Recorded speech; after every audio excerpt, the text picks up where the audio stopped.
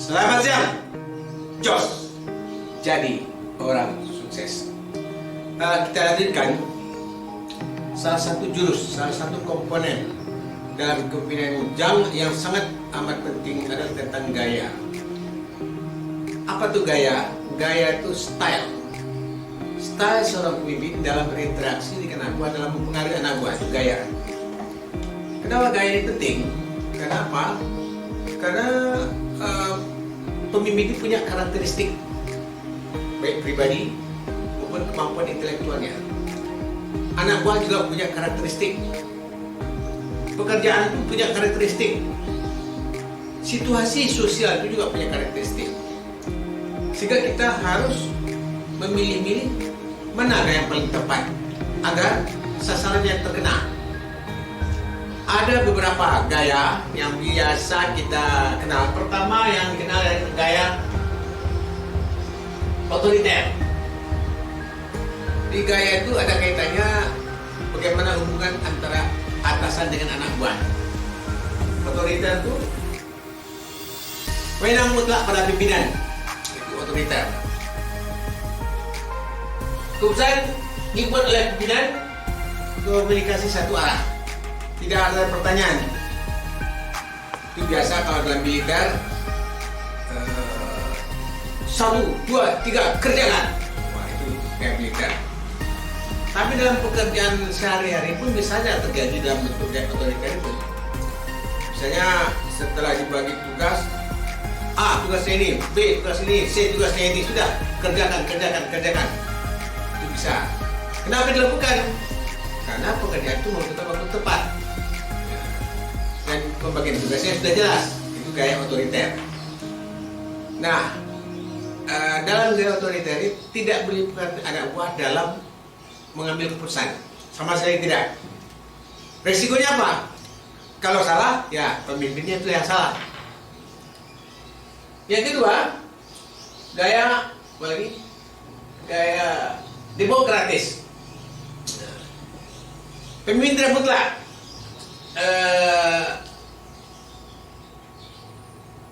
Pemimpin memimpin rapat, lantas keputusannya itu diterima secara musyawarah. Bisa musyawarah mufakat, bisa saja voting. Di sini anak buah banyak berperan dan menyampaikan ide-ide. Pemimpin mengkoordinir. Kenapa ini penting? Karena saya kira mungkin karena pemimpin itu tidak menguasai banyak masalah, sehingga dia perlu bantuan anak buah untuk memberikan pemikirannya. Nah, dalam demokrasi biasanya ada tahapnya, namanya tahapnya brainstorming. Brainstorming itu menyampaikan ide. Lantas ide itu ditanggapi. Setelah ditanggapi, baru diputuskan bersama. Cara memutuskannya bisa dengan musyawarah, bisa dengan voting. Cara demokrasi ini putusannya lama, tapi hasilnya akan lebih bagus. Kenapa? Karena ada teori mengatakan apabila berkumpul orang pandai, diberi informasi yang banyak, diciptakan suasana demokratis, akan tercipta baik pendapat yang tahan uji. Nah, pendapat yang tahan uji, king of the king. Cuma biasanya dalam demokrasi ini banyak terjadi dalam pelaksananya banyak bermasalah. Ada 5 pemikiran dalam demokrasi. Pertama apa? Setelah diputuskan, respon dari anak buah, dia kadang-kadang tidak terima. Tapi karena ada faktor-faktor X, misalnya karena kepentingan pribadi, dia menyetujui putusan tersebut karena dapat sesuatu. Kalau bahasa istilahnya sekarang itu pelacur intelektual, mengadakan pembenaran terhadap sesuatu yang salah demi perut. Yang kedua, ambivalen. Saya tidak setuju dengan keputusan ini, tapi karena diputuskan, oke, saya terima. Tapi saya punya catatan, apabila ada waktunya nanti, saya akan sampaikan keberatan lagi, sehingga dia punya hak untuk berubah, namanya ambivalen. Jadi saya tidak setuju, tapi karena sudah diputuskan kita kerjakan, itu ambivalen. Yang ketiga, saya tidak setuju dan saya tak ingin bertanggung jawab. Biasanya di DPR itu ada walk out. Walk out tentang undang-undang. Dua partai walk out. Tapi dia tidak berontak, hanya tidak ikut bertanggung jawab. Itu namanya walk out. Dulu waktu membahas tentang Pancasila, azas tunggal, ada partai yang walk out. Ya. Dia bilang, saya tidak setuju, tapi kalau sudah diputuskan saya terima. Kalau saya walk out, tidak ikut bertanggung jawab. Selanjutnya adalah saya tidak setuju, dan saya akan keluar dari organisasi ini. Nah, itu banyak juga terjadi pada partai-partai. Kenapa partai-partai itu sering pecah? Karena dia tidak setuju, lantas karena tidak mau ambil arti pertama, kedua, ketiga, dia ambil yang terakhir apa? Pecah. Saya akan mengadakan perlawanan. Wah, itu namanya cara. Nah, sekarang mana yang benar? Dalam demokrasi semuanya benar. Dan kayak Anda mengadakan pembenaran terhadap sesuatu yang salah demi hal-hal yang bersifat pragmatis, bisa. Kedua, ambivalen bisa. Tiga, tidak bertanggung jawab bisa. Empat, bisa mengadakan perlawanan bisa. Cuma dari kacamata persatuan dan kesatuan, tim yang Barat yang paling bagus adalah ambivalen. Saya tidak setuju, tapi karena sudah diputuskan saya terima. Nah, ini mungkin kalau dia menganggap ketidaksetuju itu bukan masalah prinsip. Tapi kalau masalah prinsip, ya, misalnya kita mengadakan rapat, lantas memeras rakyat, diputuskan rapat tugasnya memeratkan rakyat. Oh, ini prinsip, ini tidak bisa saya. Atau bertentangan dengan aspirasi rakyat, walaupun kita putuskan, ya, saya tidak setuju. Kami akan menganiaya rakyat. Saya keluar, bukan keluar saja, saya akan mengadakan perlawanan. Itu boleh saja. Tapi selama tidak prinsip, cuma masalah prinsip dan prinsip itu masalah bersifat relatif. Nah, di sana letaknya dinamiknya sebuah organisasi. Jadi seorang pemimpin akan melihat kapan saya harus rakyat melihat kapan saya harus menerima dengan pragmatis, kapan ambivalen, kapan walk out, dan kapan mengadakan perlawanan secara total. Ya. Yang ketiga, laissez faire. Konsep ini pemimpin melimpahkan pandangan kepada penuh keberbohongan. Ini terjadi biasanya apabila pemimpin tersebut jabatannya banyak. Dia banyak, dia nggak sempat mengontrol, nggak sempat memberi pengarahan, pokoknya terserah ada. Itu bisa terjadi pada perusahaan-perusahaan atau organisasi di mana pemimpinnya punya jabatannya banyak. Kadang-kadang dia jadi ketua, pokoknya tahu beres saja. Inisiatif banyak dari bawahan. Nah, tidak ada kontrol, tidak ada target apa yang harus dicapai. Terserah sama anak buah. Nah, bisa saja organisasi ini dilakukan kalau dia pemimpin orangnya terlalu sibuk dan dia tahu anak buahnya memang pinter-pinter. Bebas saja. Bisa saja seorang pemimpin kan dia tahu anak buahnya punya kemampuan dan kemauan, terserah dia. Pokoknya hasilnya finalnya dia pelaporan. Itu satu gaya yang dilakukan oleh seorang pemimpin yang punya kesibukan banyak. Cuma bahayanya, kalau anak buahnya bodoh dan malas, nah kacaulah organisasi tersebut. Kalau perusahaan bisa bangkrut perusahaan itu. Kalau partai bisa berantem di bawah. Transformation leadership, sebuah konsep kepemimpinan yaitu kemampuan memberi inspirasi dan motivasi kepada pengikut. Pemimpin ini adalah pemimpin di mana seorang pemimpin mampu memotivasi anak buah agar anak buah punya motivasi intrinsik, berintrinsik. dia mampu membuat anak buah itu komitmen terhadap cita-cita pemimpin dalam jangka pendek maupun jangka panjang. Tanpa seorang pemimpin yang berhasil itu dia bisa mentransformasi ide-idenya kepada bawahan, dan bawahan ini memahami secara tepat ide-ide tersebut, dan ide-ide tersebut dia merasa ikut bertanggung jawab seide dengan dia. Jadi di ide pimpinan sudah ditransformasi bawahan dan anak buah terima, dan ini adalah pemimpin yang luar biasa, akan bisa buat anak buah bekerja secara motivasi yang tinggi. Kenapa? Dia yakin visi dan misi pemimpinlah sesuai dengan visi dan misi dia. Nah, ini pemimpin yang paling bagus lah, yang mampu mentransformasikan idenya kepada bawahan, sehingga bawahan bisa bekerja secara ideal. Ada 4 macam idealisme influence. Jadi seorang karisma, seorang pemimpin punya karisma, dia akan diikuti oleh anak buah secara kuat. Karisma. Jadi kalau Anda ingin transformasi, Anda punya karisma. Gimana cara agar kita memiliki karisma? Kita orang yang jujur, orang yang ikhlas, orang yang menguasai masalah. Gitu. Seperti Bung Karno, dia punya karisma. Jadi ide-idenya diterima oleh pengikutnya, dan pengikutnya secara kuat meyakini bahwa ide itu sangat benar. Ada inspiration motivation.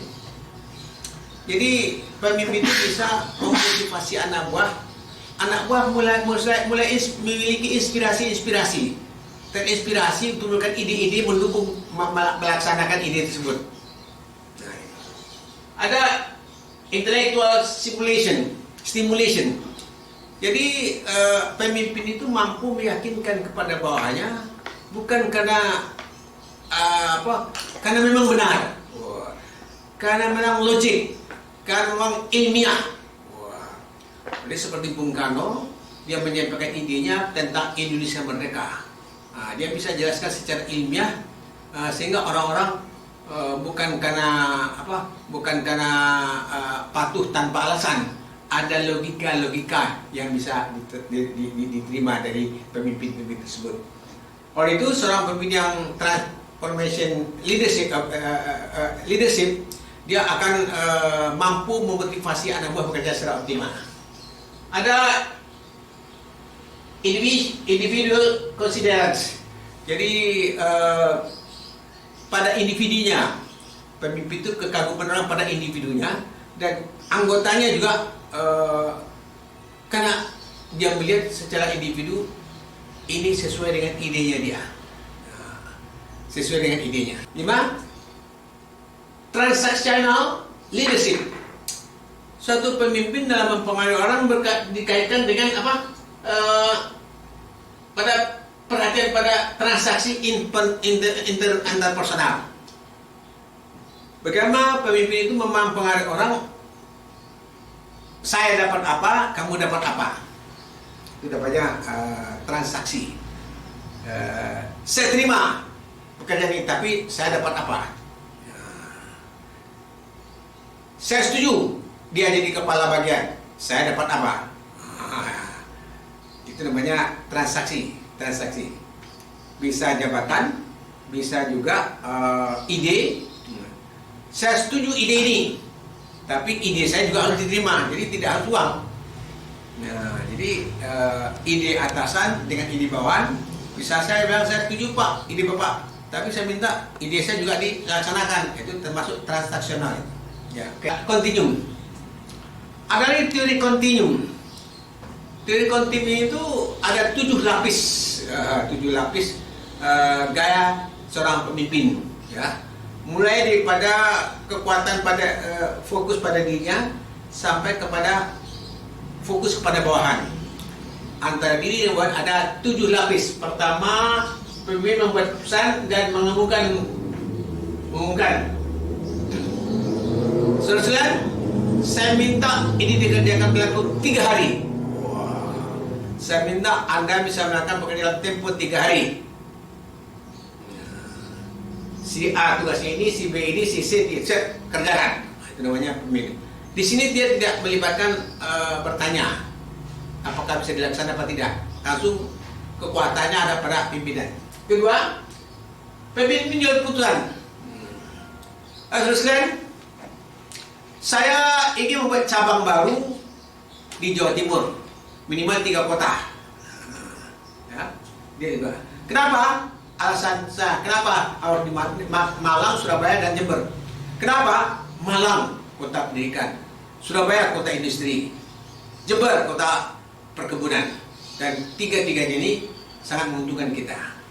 Nah, jadi ya dia menjual, dia buat ide, tapi ada argumentasi, ada alasannya, tanpa memberikan minta bantuan informasi dari bawahan. Yang ketiga, pemimpin ide dan mengundang pertanyaan. Terus kan, saya punya ide kita buat cabang di Surabaya. Mungkin Anda bisa memberikan tanggapan. Wah, ini tanggapan. Nah, setelah tanggapan, oke, terima kasih atas tanggapan. Akhirnya saya putuskan ini. Nah, jadi dia ini memberikan tanggapan. Pemimpin keputusan sementara yang bisa diubah. Ya, sekalian, saya minta kepala bagian karena kosong untuk sementara Pak Budi jadi kepala bagian. Sedangkan nanti pekerjaan nanti dalam tempo sebulan kita evaluasi apakah Pak Budi ini mampu atau tidak. Jadi sementara. Nah, oleh itu saya minta input dari anak buah, dari bawahan, bagaimana pekerjaan Pak Budi selama 1 bulan ini. Jadi dia punya keputusan sementara dan minta direstore dari anak buah dan nanti bisa dirubah. Pemimpin problem, minta saran dan membuat keputusan. Terus kalian, kita ini omsetnya turun sekarang, turun sekali. Saya ingin Anda memberikan tanggapan apa yang kita lakukan untuk meningkatkan omset. Wah, problem. Di sini anak buah menyampaikan ide, ini. Oke? Dari semua ide ini akhirnya saya ambil keputusan yang paling tepat adalah ini. Jadi dia masalah minta tanggapan, tapi dia memutuskan, tetap dia memutuskan. Tapi sudah melibatkan anak buah dalam mengambil keputusan. Bukan anak buah, memberikan informasi, memberikan input, hanya memberikan input saja. Yang keenam, pemimpin merumuskan batas minta kelompok membuat keputusan. Ya, bagian keuangan. Saya silakan Anda berencana, pokoknya jangan sampai melebihi 5 juta. Terserah. Rencana jangan lebih dari 5 juta. Nah, itu namanya pemimpin merumuskan batas minta kelompok membuat keputusan. Silakan apa yang akan dilakukan dengan 5 juta ini. Yang terakhir, pemimpin mengizinkan bawahan untuk melakukan fungsi dan batas yang telah dirumuskan oleh pimpinan. Kemudian, saya minta bagian keuangan merencanakan berapa yang diperlukan untuk kegiatan ini. Silakan sesuai dengan fungsi aja. Silakan Anda rencanakan sendiri. Nah, itu namanya memberi mengizinkan bahwa untuk melakukan fungsi dan tugasnya. Ya, bagian keuangan lah. Terserah berapa jumlahnya akan saya terima. Nah, 7 ini tergantung kepada apa? Pertama, gaya seorang pemimpin. Kedua, kondisi anak buah. Ketiga, kondisi situasi. Nah, tinggal di sini letak seninya seorang pemimpin. Apakah saya perlu pada 1, 2, atau terakhir? Semuanya sama baiknya. Tergantung pada situasi. Di sini letak seninya seorang pemimpin. Manajerial ini ada kaitannya hubungan dengan produktivitas. Gaya seorang pemimpin, bagaimana dia mempengaruhi anak buah, dikaitkan dengan produktivitas dan hubungan. Ada pemimpin yang berorientasi kepada hubungan, tapi tidak pada produktivitas. Hubungannya tinggi, tapi produktivitasnya jelek. Baik sama anak buah, mana buah datang terlambat dia tenang saja, anak buah bolos dia diam saja. Itu tidak buah. anak buah katanya tidak bagus, ya dia tenang saja. Dia karena takut sekali memarahi anak buah. Hubungannya baik, tapi tidak produktif. Ada yang produktivitas tinggi, tapi hubungannya jelek. Produktivitasnya tinggi, tapi hubungannya jelek. Kerjanya maraton. Target dan tercapai mutasi. Wah, target dan tercapai mutasi. Tidak ada alasan, pokoknya mutasi. Itu nah, hubungan target tercapai mutasi, tidak tercapai itu mutasi. Itu termasuk produktivitas tinggi tapi hubungan jelek.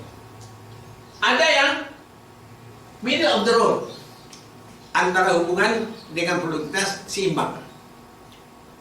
Ada lagi yang tim manajemen. Tim manajemen itu antara hubungan dengan produktivitas tinggi, hubungannya bagus dengan anak buah, produktivitas sampai target. Nah, seorang pemimpin yang ideal, dia mampu membuat tim manajemen, anak buahnya kompak, ya, lantas produktivitasnya optimal. Itu yang namanya tim manajemen. Nah, yang paling bagus lah apabila mampu membuat anak buahnya bekerja secara optimal, ya, tapi dia senang. Kantor tuh menyenangkan, tapi produktivitas tinggi. Nah, itu yang kita harapkan. Ya. Terakhir, kepemimpinan situasional. Jadi kepemimpinan orang tergantung kepada tingkat maturity daripada anak buah. Ada yang mampu, ukurannya apa? Dua, mampu dan mau. Kalau anak buahnya mampu, tapi tidak mau, apa yang lakukan? Dia akan bekerja bagus, tapi terlambat terus. Gimana yang paling bagus? Yang paling bagus adalah dikontrol, ya, partisipatif. Ya. Tolong kerjakan ini. Saya minta besok sudah selesai ya, jam 8. Jam 8 keluar dia, udah selesai kemarin. Belum bos, tolong dong, cepat dong. Saya beri waktu ya, jam 12. Ya bos. Dia bertanya, gimana targetnya? Nah, itu yang dikontrol. Dia mampu, tapi malas. Tidak mau. Ada pintar, bodoh, tapi rajin. Bodoh, setiap hari dikerjakan salah tuh. Tapi lembur 3 hari 3 malam tidak dibayar mau. Diapain itu? Itu harus diajar. Kenapa? Bodoh. Tapi dia mau belajar. Orang 3 hari, 2 hari, dia 5 hari. Kenapa? Bodoh. Orang sekali dia 10 kali. Kenapa bodoh? Itu harus diajar. Bahasanya konsultatif. Lantas instruktif. Kapan? Bodoh, malas, kemampuan rendah, kemauan rendah. Ya, sudah terlambat, keliru pisan. Itu namanya instruktif. Dul, cepat ke depan. Sekarang, cepat. Ini cepat. Dul, kerjakan ini. Jam 8 lapor. Habis, ini lagi. Saya minta 2 jam selesai. Ini lagi. Itu namanya instruktif. Dan secara detail, ini kerjakan caranya begini. Kerjakan. Anda setelah selesai, lapor. Yang kedua ini, ada 4 langkah. Ini. Karena dia bodoh, diajar. Cepat kerjakan, nanti lapor. Nah, itu. Lantas ada yang delegatif. Kapan? Kalau ada mampu dan mau, pintar dan rajin. Nah, kalau bilang apa? Culke, kalau bahasanya culke, dilepas. Syaratnya apa? Anak buah harus pintar dan rajin, mau dan mampu. Delegatif, culke, kalau bahasa Jawanya culke, dilepas. Mana benar? Semuanya benar. Kalau anak buahnya bodoh malas, ya harus instruktif. Kalau dia pintar dan rajin, ya, pintar dan tapi malas, harus dikontrol. Karena banyak, saya punya teman seorang menteri. Dia memimpin sebuah organisasi sosial. Organisasi sosial ini orangnya pakar-pakar semua. Tapi tidak kontrol. Mas, kok tidak dikontrol? Aduh, saya kan orang pintar semua ya, saya biarkan aja. Nah, kebetulan yang pintar ini malas. Bukan malas, tidak bertanggung jawab karena pekerjaannya banyak. Akhirnya ya nggak direspon dengan baik. Ya bisa karena malas, bisa jaga bukan prioritas. Mestinya ya dia tahu anak buahnya profesor semua, tapi tidak malas, tidak antusias. Nah, harus dikontrol mestinya. Terus kalian ada 4 target yang dilakukan. Saya minta bila kita rapat lagi sudah ada laporan. Itu dikontrol. Kenapa? Orangnya pinter-pinter semua, tapi tidak mau bertanggung jawab, bisa malas, bisa tidak mau bertanggung jawab, atau mungkin karena sibuk. Jadi bisa terjadi Nah, itu ada terjadi pada organisasi sosial. Nah, banyak sekali program-program diputuskan tapi tidak jalan semua. Padahal jadi anggotanya orang pakar-pakar semua. Itu kenyataan.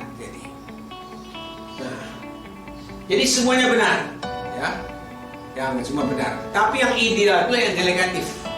Nah, setelahnya amannya banyak pintar dan